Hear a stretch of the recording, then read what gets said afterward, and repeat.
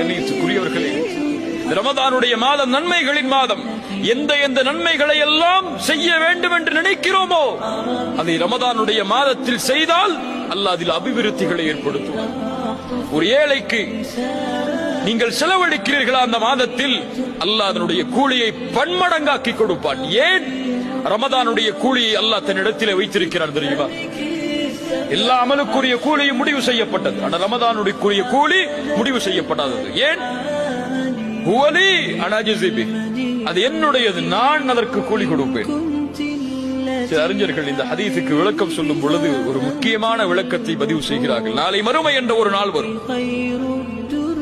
அந்த நாளில் அல்லாஹ்வுடைய ரஹ்மத் வெளிப்பட்டால் மட்டுமே பாவம் செய்த எல்லோரும் மன்னிக்கப்பட்டு சொர்க்கம் நுழைய முடியும். ஒன்னு நினைச்சுக்கோங்க,